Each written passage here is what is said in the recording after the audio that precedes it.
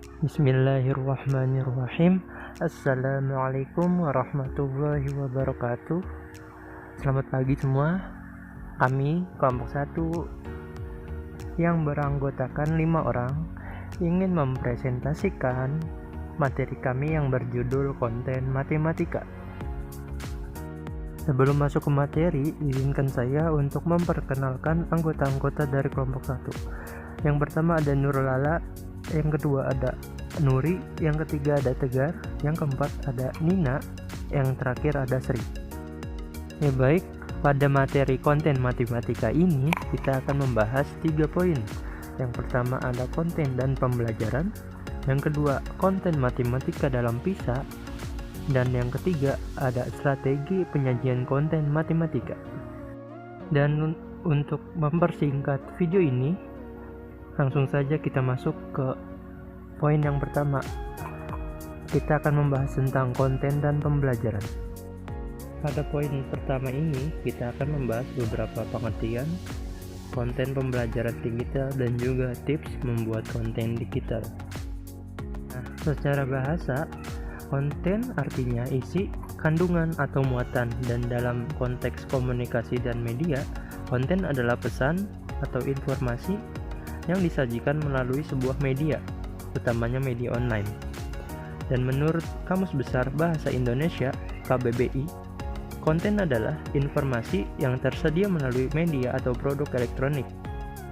Nah, penyampaian konten ini dapat dilakukan melalui berbagai medium, baik secara langsung maupun tidak langsung, seperti internet, televisi, CD audio, bahkan sekarang sudah melalui smartphone. Konten atau materi pelajaran merupakan komponen yang amat penting dalam pelaksanaan pembelajaran, dan konten pembelajaran juga merupakan hal yang esensial dalam pembelajaran. Bisa dikatakan bahwa konten merupakan elemen penting dalam pelaksanaan pembelajaran. Konten berperan sebagai media inti dari kegiatan proses belajar mengajar. Konten yang baik mampu mengkombinasikan pengetahuan eksplisit dan tacit dalam proses pembelajaran sebaik dari pembelajaran konvensional. Pengetahuan eksplisit merupakan pengetahuan yang dapat diringkas dalam bentuk dokumentasi sehingga mudah dipahami dan disebarluaskan. Dan pengetahuan tacit merupakan pengetahuan yang terdapat di dalam otak atau pikiran kita sesuai pengalaman pribadi dan sangat sulit untuk dikomunikasikan dengan orang lain yang belum pernah mengalami pengetahuan itu sebelumnya. Konten pembelajaran digital. Konten pembelajaran digital merupakan beragam jenis material yang disajikan dalam bentuk digital. Konten ini ditujukan untuk membantu siswa dalam memahami materi yang akan dipelajari. Nah, terdapat beberapa juga tips untuk membuat konten digital dengan baik. Yang pertama ada kontekstual. Konten yang kontekstual adalah konten yang menghubungkan materi pembelajaran dengan konteks kehidupan nyata yang dialami siswa. Konten yang disajikan harus berdasarkan kebutuhan dari siswa. Informasi yang beragam juga langsung ditujukan pada konteks pembelajaran yang sesuai. Lalu yang kedua, desain konten yang tidak to the point.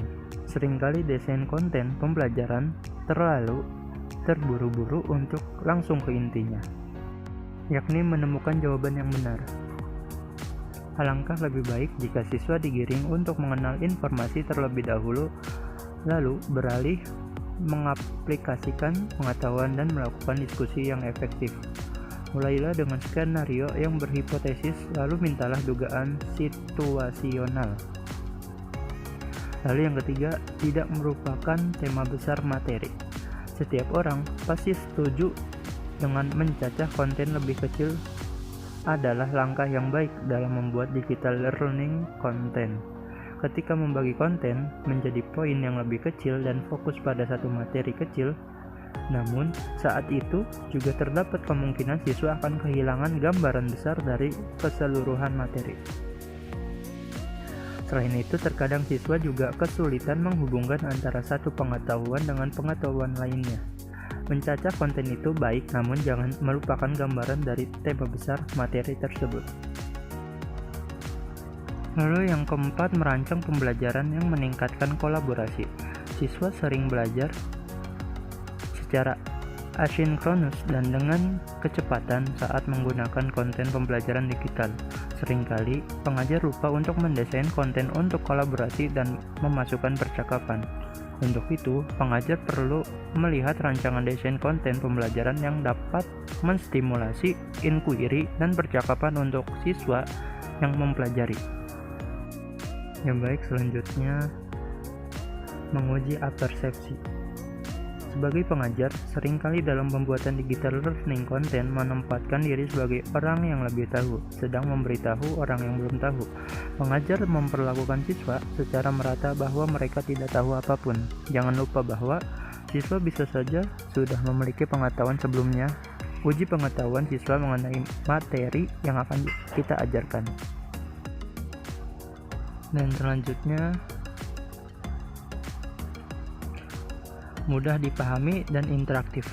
Jika memungkinkan, buat pengalaman belajar yang menyenangkan melalui interaktivitas dan eksperimen. Berikan ruang bagi siswa untuk eksplorasi, biarkan mereka bermain dengan ide-ide terlebih dahulu tanpa konsekuensi atau kekhawatiran tentang kesalahan sebelum beralih ke pengajaran yang lebih formal. Pengajar saat ini tidak hanya membagikan ilmu lewat ceramah, tetapi juga mampu merancang dan membuat digital learning content yang dapat membuat siswa lebih mudah memahami materi yang diajarkan. Baik, pembahasan selanjutnya mengenai konten matematika dalam PISA. Sebelum membahas konten matematika dalam PISA, sebaiknya membahas lebih dahulu konten matematika. Apa sih konten matematika itu? Matematika sendiri adalah ilmu tentang sesuatu yang memiliki pola keteraturan dan urutan yang logis. Atau matematika juga dapat diartikan sebagai ilmu universal yang mendasari perkembangan teknologi modern, mempunyai peran penting dalam berbagai disiplin dan mengembangkan daya pikir manusia. Dalam menghadapi era globalisasi saat ini, siswa-siswa di Indonesia harus mampu bersaing dengan siswa lain di berbagai negara. Berbagai jenis tes yang diselenggarakan secara internasional bisa dijadikan sebagai patokan untuk menentukan sejauh mana siswa kita mampu bersaing dalam era globalisasi. Keterlibatan Indonesia dalam Program for International Student Assessment atau sering disebut PISA adalah dalam upaya melihat sejauh mana program pendidikan di negara kita berkembang dibanding negara-negara lain di dunia. Selanjutnya, mengenai konten matematika dalam PISA. PISA atau Program for International Student Assessment adalah penilaian siswa skala besar atau internasional yang dilakukan 3 tahun sekali. PISA sendiri memonitor dan membandingkan hasil pendidikan dalam soal literasi membaca, literasi matematika, dan literasi sains. Soal matematika PISA mencakup 3 komponen, yaitu konten, konteks, dan proses. Nah, tujuan dari PISA sendiri adalah untuk menilai kemampuan siswa dalam memecahkan masalah nyata dengan menggunakan pendekatan fenomenologis untuk menentukan kisaran konten yang akan dinilai, untuk menggambarkan konsep, struktur, atau ide matematika. Nah, konten matematika dalam PISA berkaitan dengan fenomena dan jenis masalah yang terjadi di sekitar kita. Pendekatan ini memastikan fokus penilaian yang konsisten dengan definisi literasi matematika. Selanjutnya, ada beberapa konten matematika yang digunakan dalam PISA. Yang pertama ada ruang dan bentuk atau space and shape yang berkaitan dengan pokok pelajaran geometri. Soal tentang ruang dan bentuk ini menguji kemampuan siswa mengenali bentuk, mencari persamaan dan perbedaan dalam berbagai dimensi dan representasi bentuk, serta mengenali ciri-ciri suatu benda dalam hubungannya dengan posisi benda tersebut. Yang kedua, ada perubahan dan hubungan atau change and relationship, berkaitan dengan pokok pelajaran aljabar.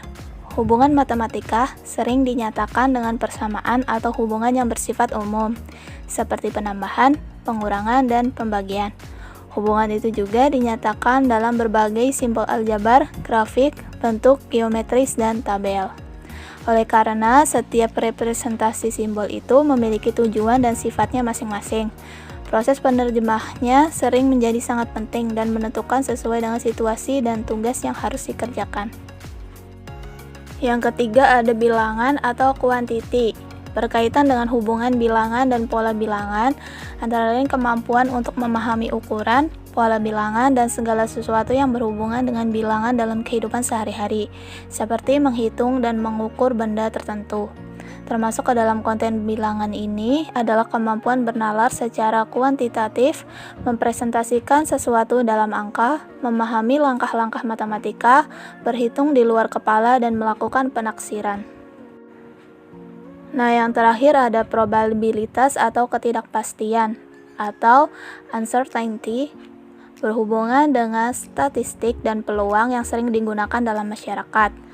Konsep dan aktivitas matematika yang penting pada bagian ini adalah mengumpulkan data, analisis data, dan menyajikan data peluang dan inferensi.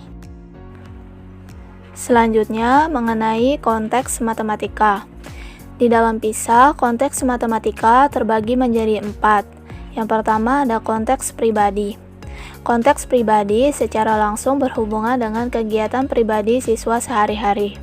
Dalam menjalani kehidupan sehari-hari, tentu para siswa menghadapi berbagai persoalan pribadi yang memerlukan pemecahan secepatnya. Nah, di sini matematika diharapkan dapat berperan dalam menginterpretasikan permasalahan dan kemudian memecahkannya. Yang kedua, konteks pendidikan dan pekerjaan. Konteks pendidikan dan pekerjaan berkaitan dengan kehidupan siswa di sekolah atau di lingkungan tempat bekerja. Pengetahuan siswa tentang konsep matematika diharapkan dapat membantu untuk merumuskan, melakukan klasifikasi masalah, dan memecahkan masalah pendidikan dan pekerjaan pada umumnya. Yang ketiga ada konteks umum. Konteks umum berkaitan dengan penggunaan pengetahuan matematika dalam kehidupan bermasyarakat dan lingkungan yang lebih luas dalam kehidupan sehari-hari. Siswa dapat menyumbangkan pemahaman mereka tentang pengetahuan dan konsep matematikanya untuk mengevaluasi berbagai keadaan yang relevan dalam kehidupan di masyarakat.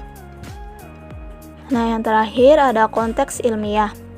Konteks ilmiah secara khusus berhubungan dengan kegiatan ilmiah yang lebih bersifat abstrak dan menuntut pemahaman dan penguasaan teori dalam melakukan pemecahan masalah matematika. Baik, pembahasan selanjutnya mengenai level kemampuan matematika dalam PISA. Kemampuan matematika siswa dalam PISA terbagi menjadi 6 tingkatan. Yang pertama, level 1. Pada level 1, para siswa dapat menjawab pertanyaan yang konteksnya umum dan dikenal serta semua informasi yang relevan tersedia dengan pertanyaan yang jelas. Mereka bisa mengidentifikasi informasi dan menyelesaikan prosedur rutin menurut instruksi yang eksplisit. Mereka dapat melakukan tindakan sesuai dengan stimuli yang diberikan. Kedua, level 2. Pada level 2, para siswa dapat mengerjakan algoritma dasar, menggunakan rumus, melaksanakan prosedur atau konvensi sederhana. Mereka mampu memberikan alasan secara langsung dan melakukan penafsiran harfiah. Ketiga, level 3. Pada level 3, para siswa pada tingkatan ini dapat menginterpretasikan dan menggunakan representasi berdasarkan sumber informasi yang berbeda dan mengemukakan alasannya. Mereka dapat mengkomunikasikan hasil interpretasi dan alasan mereka. Keempat, level 4. Pada level 4, para siswa dapat menggunakan keterampilannya dengan baik dan mengemukakan alasan dan pandangan yang fleksibel sesuai dengan konteks. Mereka dapat memberikan penjelasan dan mengkomunikasikannya disertai argumentasi berdasarkan pada interpretasi dan tindakan mereka. Kelima, level 5. Pada level 5, para siswa dapat bekerja dengan menggunakan pemikiran dan penalaran yang luas, serta secara tepat menghubungkan pengetahuan dan keterampilan matematikanya dengan situasi yang dihadapi. Mereka dapat melakukan refleksi dari apa yang mereka kerjakan dan mengkomunikasikannya. Keenam, level 6. Pada level 6, para siswa telah mampu berpikir dan menalar secara matematika. Mereka dapat menerapkan pengetahuan dan pemahamannya secara mendalam disertai dengan penguasaan teknis operasi matematika, mengembangkan strategi dan pendekatan baru untuk menghadapi situasi baru. Mereka dapat merumuskan dan mengkomunikasikan apa yang mereka temukan. Mereka melakukan penafsiran dan berargumentasi dalam situasi yang tepat. Materi yang selanjutnya yaitu terkait strategi penyajian konten matematika. Dalam strategi penyajian konten matematika, strategi di sini mengacu pada proses pembelajaran matematika, bukan proses mengajar. Strategi dalam mengajar konsep matematika yang diberikan adalah prosedur, algoritma yang digunakan untuk sepakat dengan konsep. Strategi yang dipilih pun tergantung pada topik, kelas, objek, dan prosedur yang diketahui guru. Hal ini memudahkan guru untuk menggunakan strategi yang berbeda, pendekatan baru ketika topik diajarkan kedua kalinya atau ketika ditinjau. Nah, mereka merubah aspek rutin mengajar, terutama ketika subjek yang sama telah diajarkan beberapa kali atau ketika beberapa bagian dari subjek yang sama diajarkan di tahun yang sama. Pendekatan baru pun membuat peran guru sedikit lebih menarik dan menawarkan dia sebuah tantangan yang lebih. Kriteria dalam memilih strategi, terdapat beberapa strategi yang tersedia untuk mengajarkan topik yang paling sering dijumpai dalam matematika. Nah, setelah strategi yang mungkin ditentukan, guru harus memilih salah satu yang paling cocok untuk situasi tertentu. Nah, ada beberapa cara memilih suatu strategi. Yang pertama, strategi ini harus benar secara matematis. Yang kedua, strategi harus memiliki makna bagi kelas. Yang ketiga, strategi ini harus memenuhi tuntutan prosedur mengajar yang tepat. Yang keempat, strategi ini harus memberikan pengalaman yang memuaskan. Dan yang terakhir, strategi itu adalah yang terbaik yang memiliki peran besar untuk penggunaan konsep selanjutnya. Strategi dalam mengajarkan konsep dasar, misalnya matematika sekolah dasar. Nah, hal ini ditawarkan untuk memberikan beberapa wawasan ke dalam masalah pada tingkat yang lebih mendasar. Nah, hal ini berguna untuk kepentingan hidup pada lingkungannya, untuk mengembangkan pola pikirnya, dan untuk mempelajari ilmu-ilmu yang kemudian dikembangkan di jenjang pendidikan selanjutnya. Nah, beberapa konsep dasarnya yaitu yang pertama definisi penjumlahan, yang kedua pembagian panjang, yang ketiga pembagian dengan bilangan rasional, yang keempat persen dan persentase, yang kelima akar kuadrat, dan yang keenam yaitu perkalian bilangan terarah. Nah, itulah beberapa strategi yang tersedia untuk mengajar topik yang paling sering dijumpai dalam matematika. Bagian selanjutnya adalah menunjukkan banyak strategi yang dapat digunakan. Setelah strategi yang sesuai ditentukan, guru harus memilih salah satu yang paling cocok untuk situasi tertentu. Ya, mungkin cukup sekian materi dari kelompok kami. Kurang lebihnya mohon maaf. Wabillahi taufik wal hidayah. Wassalamualaikum warahmatullahi wabarakatuh.